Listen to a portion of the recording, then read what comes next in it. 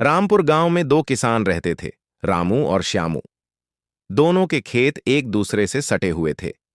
सालों से दोनों के बीच गहरी दोस्ती थी, लेकिन एक सुबह यह दोस्ती दुश्मनी में बदल गई। विवाद की शुरुआत।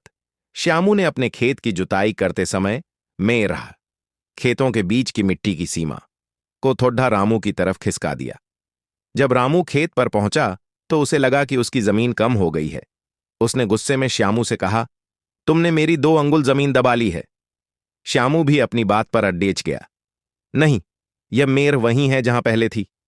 देखते ही देखते बात बढ़ गई और दोनों के बीच गाली गलौज और धक्का मुक्की शुरू हो गई। गांव का तनाव। धीरे धीरे दोनों के परिवार और समर्थक भी लाठी डंडे लेकर आमने सामने आ गए। गांव में तनाव फैल गया। कुछ लोग आग में घी डालने का काम कर रहे थे, जिससे मामला शांत होने के बजाय और बिगड़ता गया। दोनों ने एक दूसरे पर पुलिस केस करने की धमकी दे दी। सरपंच का फैसला। मामला गांव की पंचायत में पहुंचा। बुजुर्ग सरपंच ने दोनों की बातें सुनी।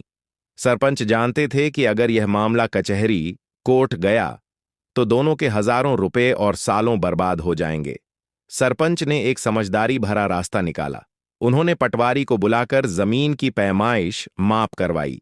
माप में पता चला कि मेर वाकई थोड़ी खिसकी थी, लेकिन सिर्फ 1 इंच। सरपंच ने मुस्कुराते हुए कहा, रामू और श्यामू, तुम इस 1 इंच मिट्टी के लिए अपनी सालों की दोस्ती और सुख चैन दांव पर लगा रहे हो। याद रखना, कोर्ट के चक्कर में जो पैसे बर्बाद होंगे उसमें तुम दोनों कई नए खेत खरीद सकते थे। सीख। रामू और श्यामू को अपनी गलती का एहसास हुआ।